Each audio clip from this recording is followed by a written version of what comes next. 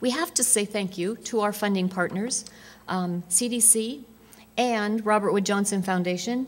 We have quotes of endorsement from both of those funding partners, and it's been a pleasure as we have worked with them in helping to make this happen.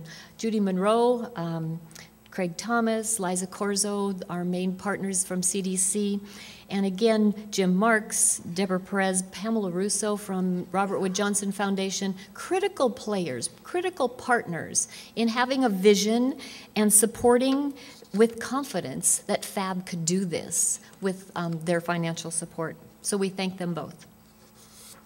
Many of you might have seen this before, lots of words on one page. I just wanted to show you that truly we are looking at the system that will be implemented, and the final outcome that we are aiming for is the better health outcomes for all of our citizens. The yellow boxes up in the top left, those are the public, the FAB as an accrediting agency, our inputs and strategies with our outputs. The pink areas signify our stakeholders and our partners with their inputs, strategies, and outputs. The blue boxes at the bottom are individual public health agencies.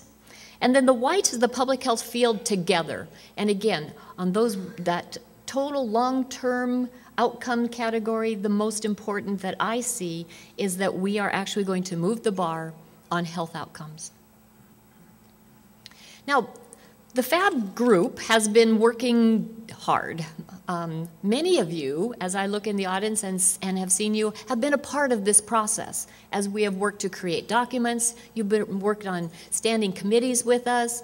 You've helped us with working through the process. Many of you I've seen the last day or two have been beta test site visitors, and thank you for the volunteer work you're doing there. Some of you are ready to do volunteer work as we look for the accreditation process. So nice to see others engaged and embracing us with this.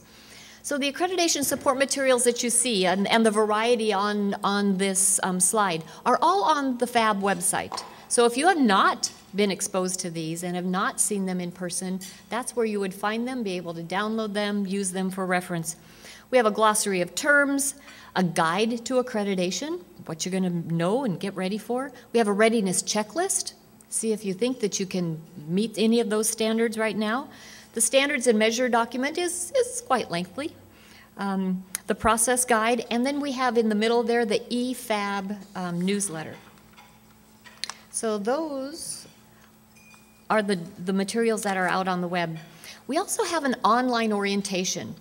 The orientation online is a required orientation for all public health accreditation coordinators and the director for the health department, whether it be local, tribal, state, or territorial. So they have to go on, take these 4 modules, there's a little quiz at the end, and it just, again, gives everyone an understanding of what they're ready to embark on and the task that it will be taken if they are choosing to do that. We have had more than 1,000 people complete that online application orientation process so far. And there are several thousands that have logged on and are in process of taking that. Maybe the accreditation specialist has taken it and completed, but they're waiting for the health director to do that, or they're just waiting for some others to do. But we have, we feel that's a huge success if we've had several thousand people already log on for that orientation.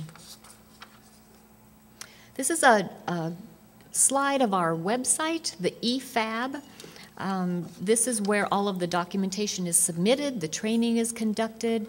It's a great new portal. We've spent a great amount of time in developing this and making sure it's standard and state-of-the-art for those that are working through the process.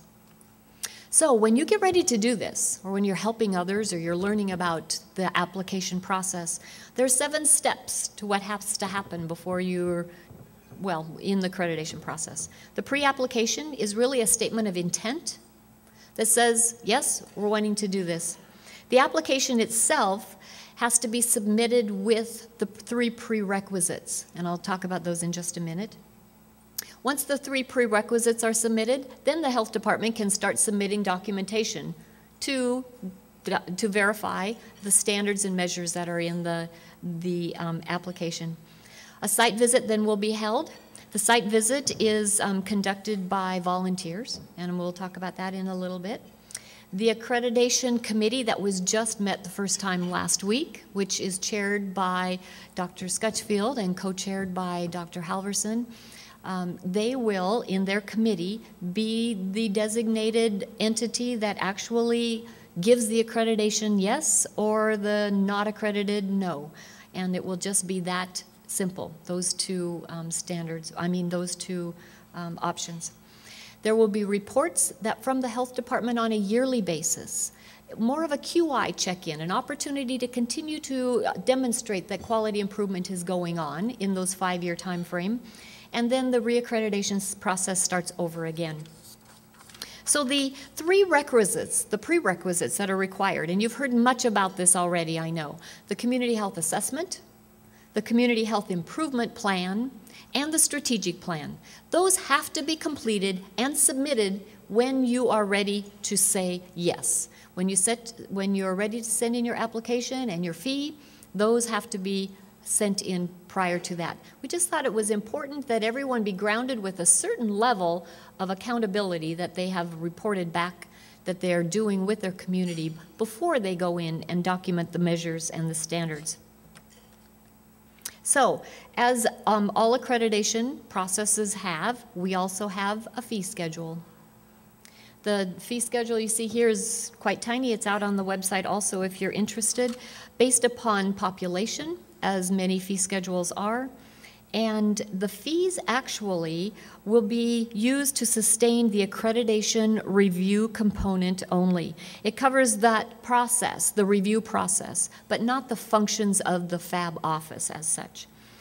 You'll see that this is a 5-year trend or a 5-year designation of those fees, but we're really flexible. So if you'd like to pay it all up front, we'll give you a 5% discount.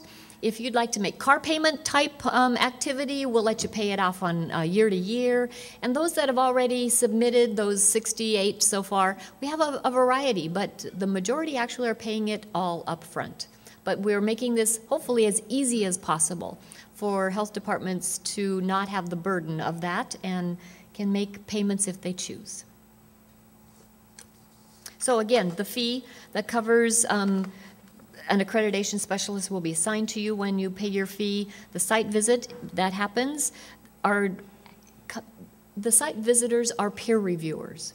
So they're people in the field. They're people that run local health departments and state health departments and tribal health departments, so that when you have that site visit, you're comfortable and confident that they are experts also in reviewing the documentation that you will be submitting. So the standards and measures, if none of you have looked out on the website or have not downloaded, I know that Georgia's staff each has these on a thumb drive around their wrist. Is that right? Yes, I think so. So that whoever at the time has documents to load on, they can do that. So kind of a catchy way Georgia's digging for her thumb drive. I know she is. But the FAB standards and measures and the guidance for documentation were developed to be applicable to all health departments. Again, across state, tribal, territorial, and local. There are standards for all. The focus of the standards and measures is about what the health department provides in services and activities, irrespective of how it's really provided. The standards and measures address a total array of the public health functions that are set forward in the 10 essential services. Now, yesterday we also had a question if anybody could name those 10 essential services. Scotch can. But they're intended to address the entire range of the core public health programs and activities. But when we were developing the standards and measures, they are framed around the 10 essential services.